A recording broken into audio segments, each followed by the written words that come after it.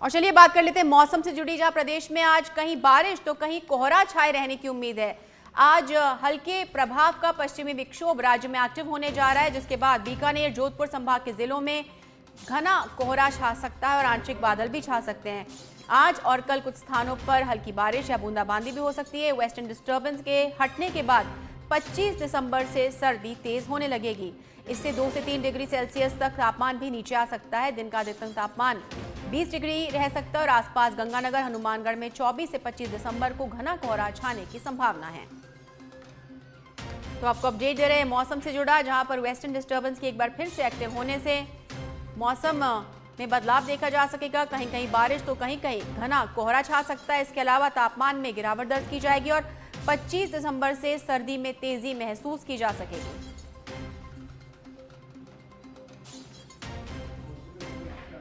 बीकानेर, जोधपुर संभाग के जिलों में आंशिक बादल छा सकते हैं और प्रदेश में आज कहीं बारिश तो कहीं घना कोहरा छा सकता है।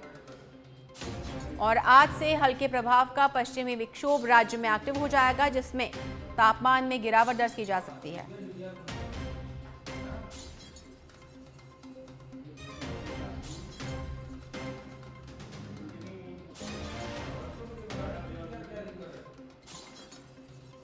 और चलिए अब देख लेते तस्वीरें राज्य की तमाम हिस्सों से। और जयपुर से हमारे साथ संवाददाता गौरव गौड़ जुड़ चुके हैं। माउंट आबू से हमारे साथ है मगन प्रजापत और जोधपुर से गिरीश दाधीच हमारे साथ जुड़ चुके हैं, जो हमें बताएंगे किस तरह से मौसम का मिजाज देखने को मिल रहा है। सबसे पहले बात कर लेते हैं गौरव से। गौरव, राजधानी जयपुर में क्या कुछ तस्वीर सामने आ रही है मौसम की?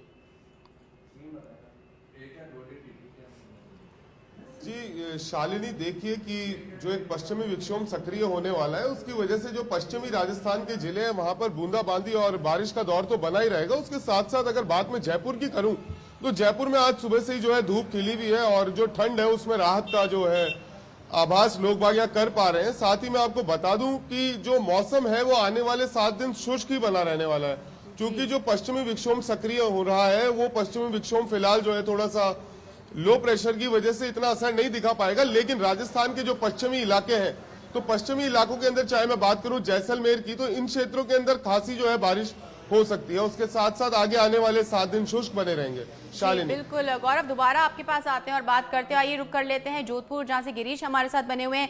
गिरीश, जोधपुर में क्या कुछ तस्वीरें सामने आ रही हैं?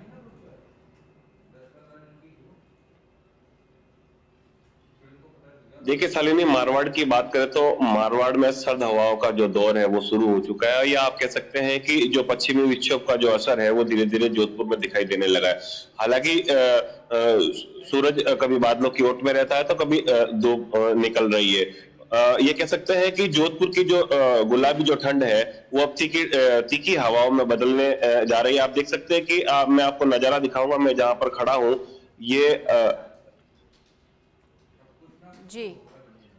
ये जोधपुर के ये जो तटीय जो इलाके हैं, ये जो पहाड़ हैं, मैं उनके बीच से जो लाइव करके दर्शकों को ये नजारा दिखाना चाहता हूं। आप देख सकते हैं कि लगातार ये यहाँ पर जो लोग हैं जो सुबह मॉर्निंग वॉक के लिए आते हैं, ये रोड भी जो सुनी पड़ी है, यहाँ पर भी कोई भी नजर नहीं आ रहा है। तो ये कह सकते हैं कि कहीं ना कहीं जो ठंड का असर है जो जोधपुर में देखा जा सकता है। जी बिल्कुल गिरीश, दोबारा लौटते हैं आपके पास में और ये रुक कर लेते हैं माउंट आबू का, जहाँ से मगन हमारे साथ बने हुए हैं। मगन, क्या कुछ तस्वीरें सामने आ रही है? किस तरह से जनजीवन प्रभावित हो रहा है? क्योंकि माउंट आबू तो हिल स्टेशन है राजस्थान का, तो किस तरह से लोग सर्दी से जूझ रहे हैं?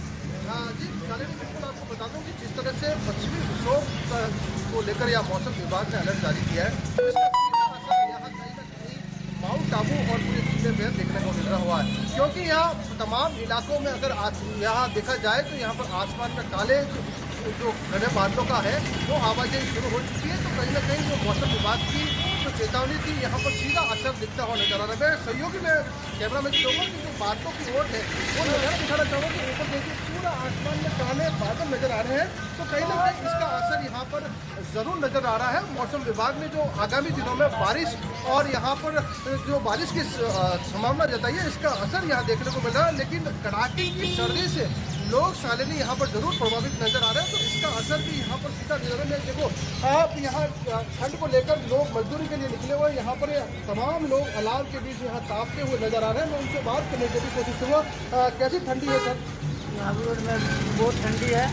जैसे दिन भर का जैसे बहुत ठंडी है, माउंट आबू में बहुत ठंडी है, आबू रोड में जितने लोग आते हैं जितने तापने लोग बैठ गए हैं यहाँ, बहुत ठंड है। 8 बजे तक ठंड उड़ गई नहीं है, कंबल ओढ़ के बैठे हुए हैं, सब काँप रहे हैं यहाँ। उसके बाद बहुत ठंड है, ताप के जाते हैं लोग। कैसी ठंडी है सर आज? बहुत ठंडी है सर। तो देखिए ये आदिवासी लोग हैं, मजदूरी करने के लिए घर से बाहर निकलते हैं, कुछ लोग को बोलने के लिए भी कतराते हैं, लेकिन यहाँ पर जो कड़ाके की सर्दी है लोगों को जरूर प्रभावित करती हुई नजर आ रही है। और आने वाले दिनों में जो मौसम विभाग ने जो चेतावनी दी है उससे आने वाले दिनों में भी यहाँ पर जो कड़ाके की सर्दी है वो यहाँ पर जरूर लोगों को प्रभावित करेगी। जी शालिनी जी बिल्कुल, दोबारा लौटते और जानकारी लेते हैं। गौरव, आपसे बात कर लेते हैं। टूरिस्ट सीजन है, राजधानी में टूरिस्ट का आने का सिलसिला लगातार जारी रहता है। सर्दी के चलते किस तरह से फुटफॉल देखने को मिल रहा है?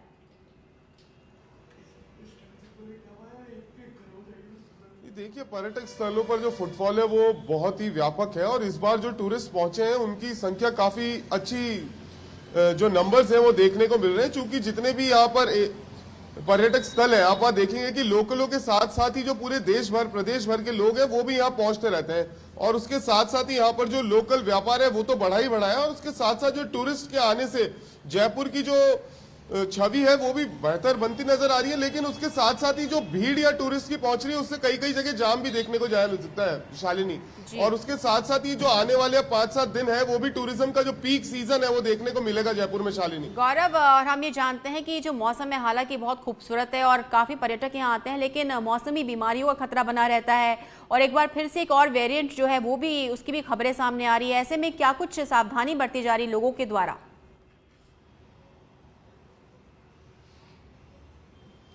जी देखिए, लोग बिल्कुल जागरूक हैं इस चीज को लेकर के और लोगों को जागरूक करने के लिए जो प्रशासन है और जो शासन है वो पूरी तरीके से लगा हुआ है। आप देख पाएंगे कि पिछले 2 दिनों के अंदर राजस्थान में जिस तरीके से कोरोना के कुछ केसेस डिटेक्ट हुए हैं तो उसकी वजह से आप एसएमएस अस्पताल की बात करें या चाहे अन्य जो जुड़े हुए अस्पताल है उनकी बात करें तो सभी के अंदर जो प्रोटोकॉल लेवल है वो हाई कर दिया गया है और बिना मास्क के और बिना प्रोटेक्शन के जो है आप हॉस्पिटल्स के अंदर अब नहीं घूम पाएंगे, क्योंकि कोरोना एक ऐसी चीज है जिसको पहले भी विजय पाने में सालों जो है वो लग गए थे और देश प्रदेश ही नहीं बल्कि पूरा विश्व जो है वो इस पीड़ा से जो है परेशान रहा है। लेकिन अब जो स्वास्थ्य विभाग है वो काफी अच्छी तरीके से तैयारियां करके यहाँ बैठा है और इस तरह की कोई भी ऐसी अनहोनी घटना ना हो या फिर ऐसे जो स्प्रेड ऑफ कोरोना जो है, कोरोना का जो फैलना है उसमें कैसे कमी लाई जाए उसके लिए भी पूरी कोशिश की जा रही है। साथ साथ जो मौसमी बीमारियां हैं अब तक तो चाहे उन्हें हल्का लिया गया हो, दोबारा जुड़ते और इस पे अपडेट लेते हैं और आइए रुक कर लेते हैं जोधपुर का, जहां से गिरीश हमें तस्वीरें दिखा रहे हैं। गिरीश, जोधपुर भी एक खूबसूरत पर्यटक स्थल है, यहाँ पर स्वास्थ्य को लेकर के क्या चिकित्सा विभाग ने कुछ एडवाइजरी जारी की है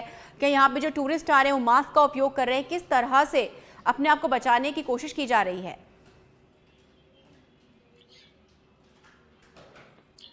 जी देखिए शालिनी, ये जो कोरोना का जो नया वेरिएंट है जी AN1, इसको लेकर जोधपुर के दोनों जो संभाग के जो अस्पताल हैं, एक तो मथुरादास माथुर अस्पताल और गांधी अस्पताल, दोनों ही अलर्ट मोड पर हैं और इनके जो अधीनस्थ जितने भी CSC और PSC जो आ रही है और जो उन्हें भी अलर्ट कर दिया गया है। और जो जिला कलेक्टर है उन्होंने भी कल एडवाइजरी जारी की थी कि कोरोना के समय जिस प्रकार ध्यान रखा गया था, मास्क लगाए, ज्यादा भीड़ वाले स्थानों पर नहीं जाए। फिलहाल पर्यटक की दृष्टि से भी देखा जाए तो यहाँ पर जोधपुर में जो क्रिसमस और 31 को लेकर लगातार ये जो देश और विदेश से जो पर्यटक है वो यहाँ पर आते रहते हैं। फिलहाल पर जोधपुर रेलवे स्टेशन की बात करें या फिर एयरपोर्ट की बात करें, यहाँ पर भी जो कोरोना के जो नए वेरिएंट को लेकर अलर्ट है और यहाँ पर मास्क पहनने की और भीड़ वाले स्थानों पर जाने के लिए मना कर दिया गया है, क्योंकि 31 को देखते हुए यहाँ पर लगातार जो देश विदेश से जो सैलानी है यहाँ पर आते हैं और यहाँ पार्टी एंजॉय करते हैं। फिलहाल इस बार जो 31 है वहां पर जो लगातार जो पार्टी को लेकर जो क्राउड ज्यादा इकट्ठी होती है उसको लेकर भी जो जिलाधीश ने कह दिया है कि ज्यादा यहाँ पर जो क्राउड है वो एक ही स्थान पर नहीं रुके और जो वेरिएंट को देखते हुए सावधानी बरतें। जी बिल्कुल, दोबारा लौटते हैं आपके पास में। रहिए, चल लेते हैं माउंट आबू और बात कर लेते हैं हमारे संवाददाता मगन से। मगन, इस बार 2 लंबे वीकेंड आ रहे हैं। पहला आ रहा है जब क्रिसमस है, बड़ा दिन है और शुक्रवार आज से ही एक लोगों में खुशी होती है कि एक त्योहार भी आ रहा है और एक लंबा वीकेंड मिल रहा है। तो किस तरह से सैलानियों के आने का सिलसिला यहाँ लगातार जारी और किस तरह से वो अपनी सुरक्षा का ध्यान रख पा रहे हैं?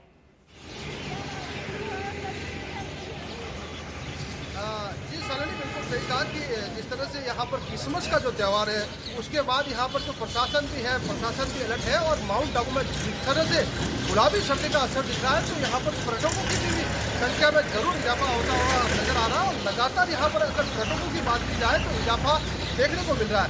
और माउंट आबू के तमाम इलाकों में पर्यटक या खूबसूरती वादी में निहारते तो काफी अपने आप को आनंदित महसूस करते हुए नजर आ रहे हैं। लेकिन यहाँ पर आने वाले दिनों में यहाँ पर 3 दिवसीय शरद महोत्सव का सलानी आयोजन होगा और प्रशासन ने इनकी तैयारियां भी शुरू कर दी है, क्योंकि यहाँ पर जो शरद महोत्सव के तहत 3 दिवसीय कार्यक्रम में यहाँ पर कई विभिन्न प्रतियोगिता पर्यटकों के लिए आयोजित की जाती है। साथ ही तमाम लोग इसमें बढ़ चढ़कर हिस्सा लेते हैं। तो कहीं ना कहीं बिल्कुल मगन, इन तस्वीरों को दिखाने के लिए, जानकारी के लिए मगन माउंट आबू से आपका, गिरीश जोधपुर से आपका और गौरव जयपुर से आपका बहुत बहुत धन्यवाद।